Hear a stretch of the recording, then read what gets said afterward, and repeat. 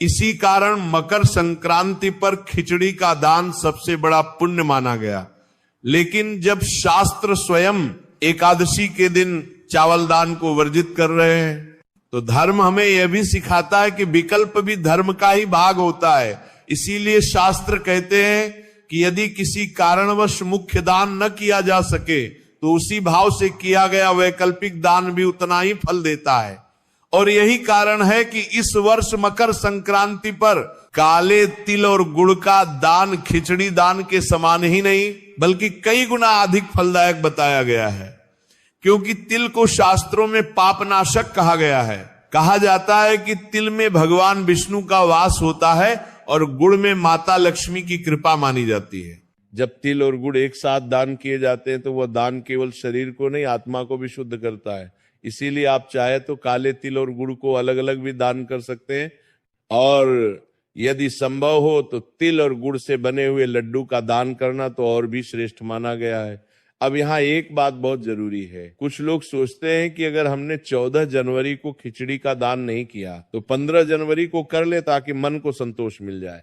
तो भक्तों, शास्त्रीय रूप से देखें तो 15 जनवरी को खिचड़ी का दान किया जा सकता है, उसमें भी कोई दोष नहीं है। लेकिन मकर संक्रांति का विशेष पुण्यकाल 14 जनवरी को ही होता है। इसलिए यदि आपको पूर्ण फल चाहिए तो 14 जनवरी को ही तिल गुड़ का दान करना सर्वोत्तम रहेगा। अब यह भी समझना जरूरी है कि दान केवल वस्तु देने का नाम नहीं है।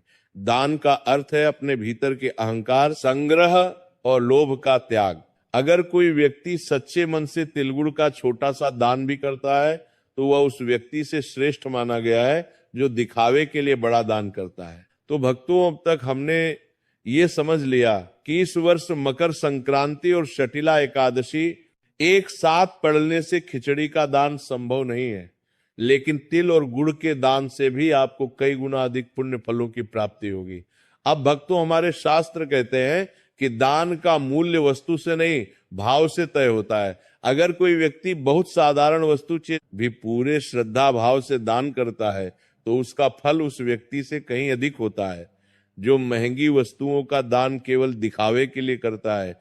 क्योंकि मकर संक्रांति का समय विशेष रूप से सेवा और करुणा का समय माना गया है। ये वही समय है जब ठंड अपने चरम पर होती है और गरीब, असहाय, वृद्ध और सड़क किनारे रहने वाले लोग इस ठंड को सबसे अधिक सहते हैं।